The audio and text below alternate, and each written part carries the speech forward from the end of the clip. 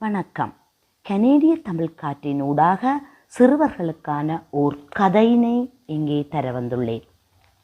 அன்பும் பாசமும். இனிப்பு வீட்டும் கடையொன்றின் விதவிதமான இனிப்புகள் அடுக்கி வைக்கப்பட்டிருந்தன. கடையினுள் நுழைந்த எலியொன்று இனிப்புகளை நோட்டமிட்டது. பல வகையான இனிப்பு பண்டங்கள் இருந்தன. எதனை எடுத்து செல்வது என்று எலி யோசனை செய்தது. அந்த நேரம் திடீரென்று கடைக்குள் கடைக்காரர் வந்துவிட்டார்.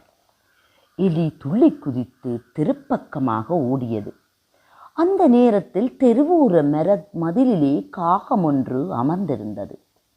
அந்த காகம் எலியை கண்டுவிட்டது. எலியை பிடிக்க பறந்து வந்தது. தனது தடித்த அலகினால் எலியை கொத்த பார்த்தது. காகம் தன்னை கொத்த வருவதை கண்ட எலி கீச் கீச் என்று கத்தியது. பரிதாபமாக காகத்தை பார்த்தது. காக்கையாரே, நீங்கள் செய்வது சரிதானா? கடையில் உள்ள மனிதருக்கு பயந்து தெருவிலே ஓடி வந்தேன். நான் சிறியவன். நீங்கள் என்னை கொத்த நினைக்கிறீர்கள். இது சரிதானா? கொஞ்சமாவது கருணை காட்ட மாட்டீர்களா?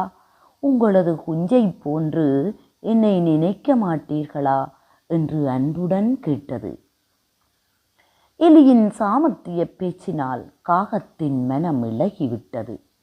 உன்னை கொத்தத்தான் பறந்து வந்தேன். உன்னுடைய அன்பான வார்த்தைகள் என் மனதை மாற்றிவிட்டது. உன் மீது எனக்கு பாசம்தான் வருகிறது. நான் உன்னை ஒன்றும் செய்ய மாட்டேன். நீ போகலாம் என கூறிவிட்டு அவ்விடத்தை விட்டு பறந்து சென்றது. எலியும் உயிர் பிழைத்த மகிழ்ச்சியில் தன் இருப்பிடத்தை நோக்கி வேகமாக ஓடியது. அன்பான மாணவ செல்வங்களே, நீங்களும் அனைவரோடும் அன்பாகவும் பாசமாகவும் மற்ற ஏனைய உயிர்களெல்லாம் நல்ல பாசத்தை காட்டி இரக்கமுள்ளவர்களாகவும் வாழ்ந்தால் உங்களுக்கு என்றுமே இறைவனுடைய அன்பும் அரவணைப்பும் கிடைக்கும் என கூறிக்கொண்டு விடைபெறுகின்றேன்.